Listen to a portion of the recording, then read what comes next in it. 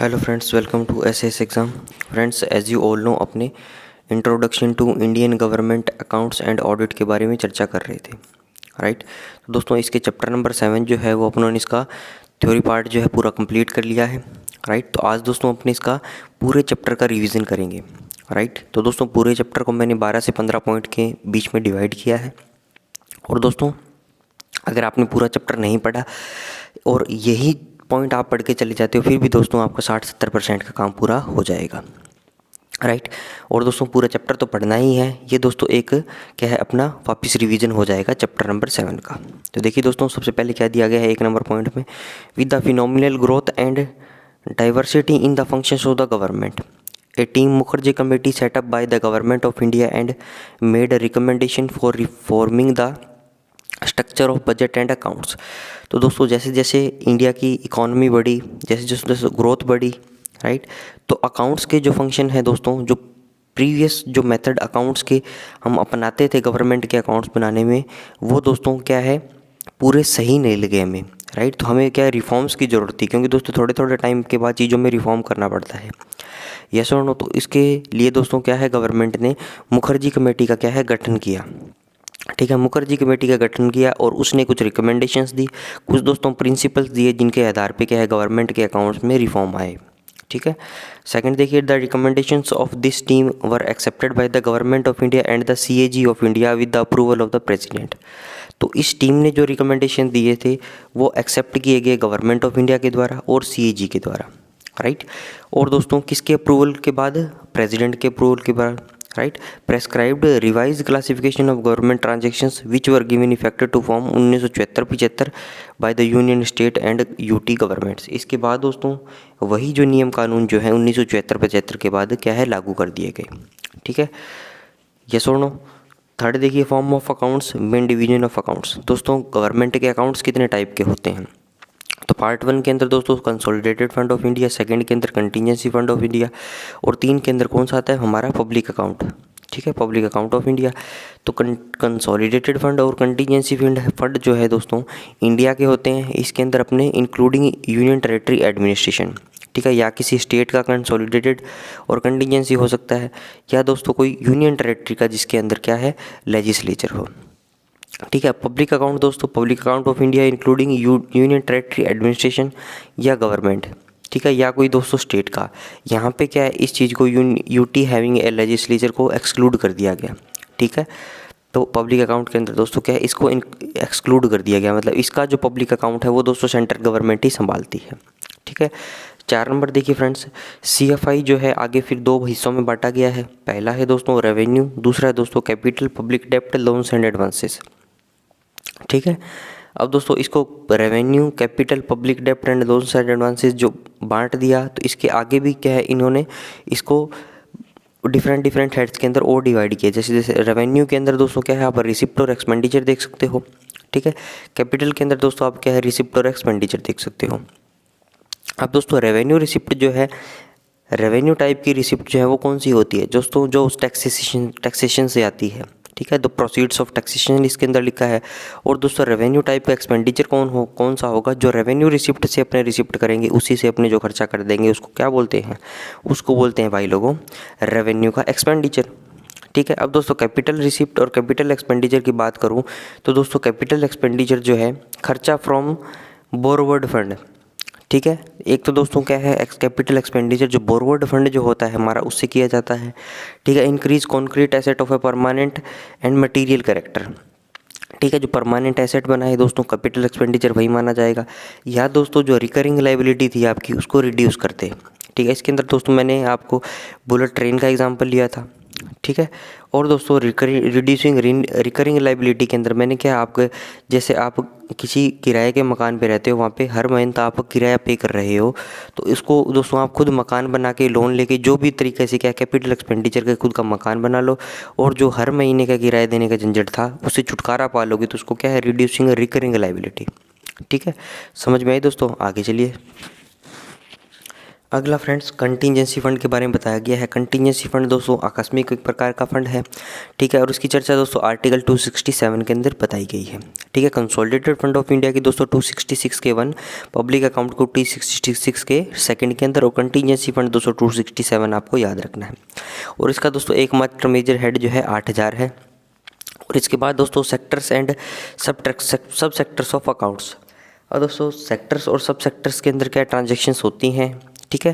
Consolidated fund of India में दोस्तों transactions को क्या है ग्रुप किया गया है डिफरेंट सेक्टर्स के अंदर, ठीक है। तो वो कौन कौन से हो सकते हैं? General services, social and community services, economic services, ठीक है। अब दोस्तों सब सेक्टर्स के अंदर क्या है, अंडर विच स्पेसिफिक फंक्शंस और सर्विसेज शेल बी ग्रुप्ड, ठीक है। तो दोस्तों जनरल सर्विसेज के अंदर अलग टाइप के फंक्शंस आ जाएंगे, अलग टाइप की सर्विसेज आ जाएगी। सोशल और कम्युनिटी सर्विसेज के अंदर दोस्तों क्या है, अलग टाइप के क्या है फंक्शंस और सर्विसेज को इंक्लूड करूंगा मैं इसके अंदर, ठीक है। इकोनॉमिक सर्विसेज के अंदर दोस्तों इस सेक्टर के अंदर में अलग अलग क्या है फंक्शंस और सर्विसेज को ग्रुप किया जाएगा, ठीक है। अब दोस्तों सेक्टर्स और सब सेक्टर्स जो है इनको अल्फ़ाबेट से डिनोट करते हैं। इनके बाद दोस्तों इनका नेक्स्ट जो कड़ी है वो है मेजर हेड, ठीक है। मेजर, माइनर और डिटेल हेड के बारे में दोस्तों चर्चा करते हैं। तो मेजर हेड जो है इसके बाद आएगा सब मेजर हेड, सब मेजर हेड के बाद दोस्तों माइनर, माइनर के बाद दोस्तों सब के बाद डिटेल, ठीक है। और दोस्तों मेजर हेड किसके कॉरस्पॉन्ड होता है? फंक्शन के। सब मेजर हेड सब फंक्शन के, माइनर हेड दोस्तों प्रोग्राम के, सब हेड दोस्तों स्कीम के, डिटेल हेड किसके? सब स्कीम के, ठीक है। और दोस्तों इनका कोडिंग पैटर्न याद रखना है तो आपको 423 222 वाला सिस्टम भी आपको याद रखना पड़ सकता है। इसके अंदर ऐसे सवाल पूछे जा सकते हैं आपसे, ठीक है। ये कितना हो जाएगा दोस्तों? 423 222 ऑब्जेक्ट हेड होता है तो उसको भी यहाँ पे 222 का 2 हो जाता है उसका, ठीक है। आगे देखिए friends, codification of heads of account from 1487 revised coding pattern has been introduce. अब दोस्तों पहले क्या था, रिकमेंडेशन 74-75 की थी मुखर्जी कमेटी की, ठीक है। इसके बाद दोस्तों रिवाइड कोडिंग पैटर्न जो है वो 1 अप्रैल 1987 को आया, ठीक है। Keeping in view the emerging requirements and providing for computer based financial information system, ताकि दोस्तों क्या कंप्यूटर का इजाद हुआ उस टाइम और सारी चीज़ें जो है कंप्यूटर पे होने लगी, इसलिए हमें क्या नया कोडिंग पैटर्न जो है इंट्रोड्यूस करना पड़ा, ठीक है। इसके अंदर क्या है दोस्तों 4 डिजिट जो न्यूमेरिकल कोड है वो मेजर हेड को दिया गया, 2 दोस्तों सब मेजर हेड को, 3 दोस्तों माइनर हेड को। आगे भी आपको पता है 423 हो गया, 222 किसको दिया गया। Last 3 digit of major head represent same function in the 4 section, ठीक है। तो दोस्तों ये 4 1 2 3 4 ये 4 फंक्शंस जो हैं, ये 4 सेक्शंस जो हैं, इनके अंदर जो मेजर हेड की 3 डिजिट होगी लास्ट वाली वो सेम फंक्शन को डिनोट करेगी, ठीक है। तो इसके अंदर दोस्तों कौन कौन से वो 4 सेक्शंस हैं? Receipt head, revenue account, expenditure head, revenue account. Revenue को दोनों ले लिए, कैपिटल का दोस्तों एक्सपेंडिचर हेड ले लिया, एक दोस्तों लोन्स एंड एडवांसेस हमने ले लिया, ठीक है।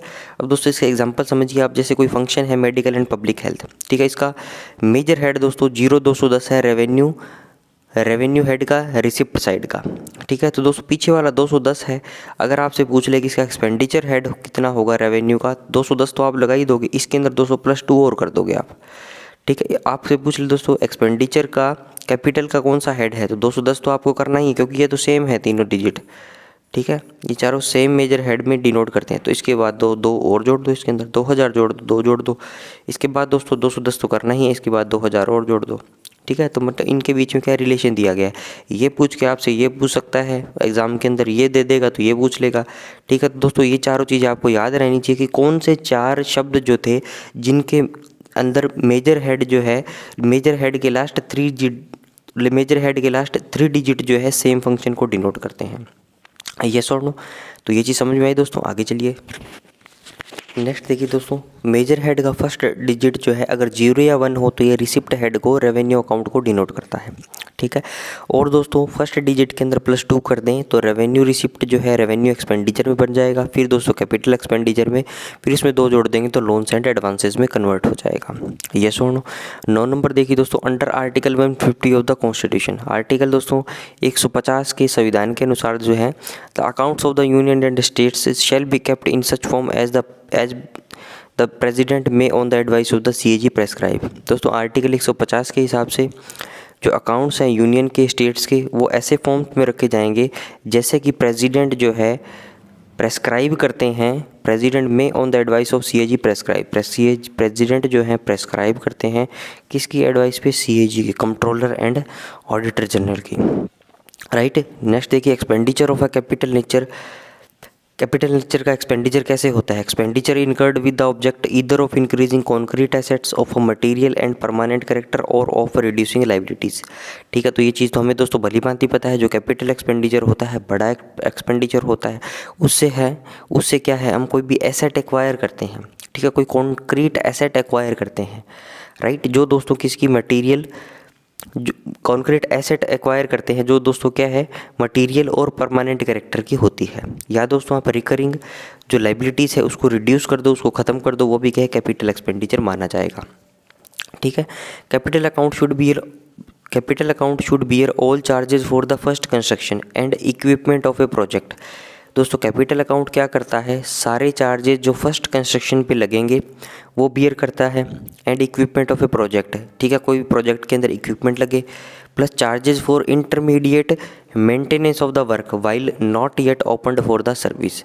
ठीक है दोस्तों, इंटरमीडिएट जो मेंटेनेंस होगी, मान लो प्रोजेक्ट बन के तैयार हो गया, इसके बाद दोस्तों उसकी इंटरमीडिएट मेंटेनेंस का भी काम होगा उसका, ठीक है, वो सारा भी दोस्तों हम कैपिटल अकाउंट से कर सकते हैं, बशर्ते कि वो अभी तक क्या है, ओपन नहीं हुआ हो सर्विस के लिए। ठीक है, इसके लिए दोस्तों जनरली मैं एक फ्लाईओवर का एग्जांपल लेता हूँ। दोस्त ये सड़क है दोस्तों, इसके ऊपर कोई भी फ्लाईओवर बन रहा है, ठीक है, तो दोस्तों यहाँ पर जो फ्लाईओवर बनेगा तो ये इसके ऊपर मान लो कैपिटल एक्सपेंडिचर हो रहा है, क्योंकि बहुत बड़ा एक्सपेंडिचर है ये, ठीक है। और दोस्तों क्या है, ये फर्स्ट कंस्ट्रक्शन इसका मान लो हो गया, ये ओवरब्रिज बन के तैयार हो गया, इसके बाद दोस्तों ये ओपन नहीं हुआ, लेकिन इसकी मेंटेनेंस का काम चला है, जैसे इस पर कलर हो रहा है, इसके ऊपर दोस्तों लाइनिंग करनी है, ठीक है, तमाम तरीके की चीज़ें करनी है, तो ये सारा किस पे है, ये कैपिटल अकाउंट का एक्सपेंडिचर माना जाएगा।